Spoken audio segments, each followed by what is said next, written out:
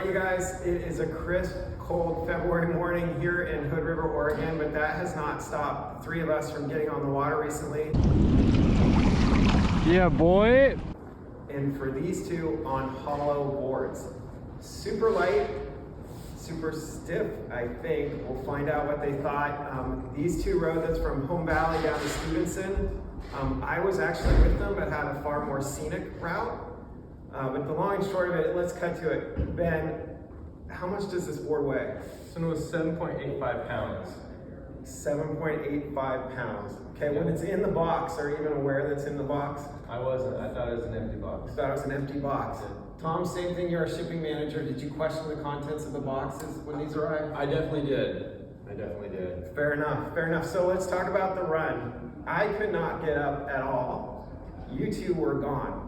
Do you feel like having a hollow board under your feet that's that light played a role in helping you get it up and go?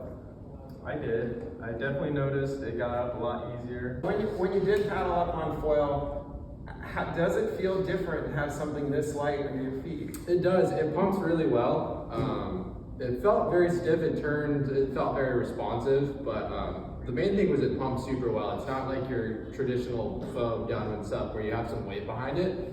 It felt honestly more like pumping a mid-length, which I was super happy about. Bumps weren't very big the day we went out, but it kept speed with them and it was super easy to get up.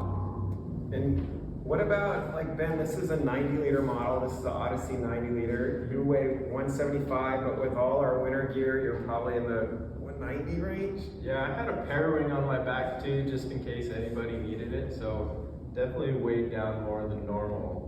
And in easterly winds as well. Yeah. Like not as powerful swell. From a stability standpoint though, is a hollow board, does it feel more buoyant in the water, perhaps more stable, or what's different? It definitely felt like it was pushing me back up towards the surface, whereas in other boards you just feel like you're pushing it down.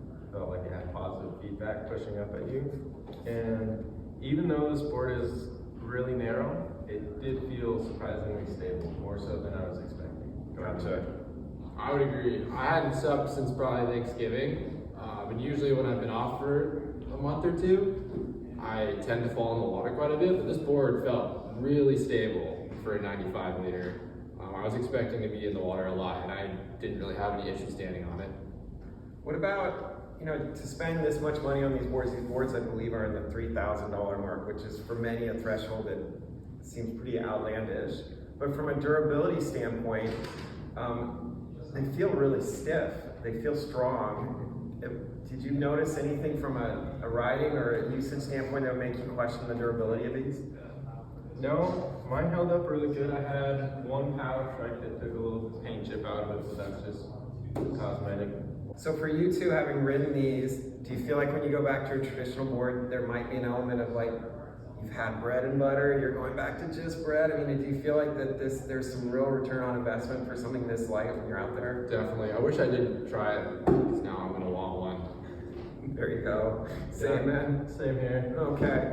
Well, hey, we've got these. We are excited about them. We definitely feel as though this is something that's going to be part of the future going forward in board shapes here, because the difference is to watch these guys make that whole run on foil, and I got a front row seat to most of that. It's pretty impressive in marginal winds. We're going to come back with more updates about hollow boards and shapes that we see coming this way. There are more of them coming. But for now, we've got the Odyssey and the D-Lab downwinder right here at Big Winds.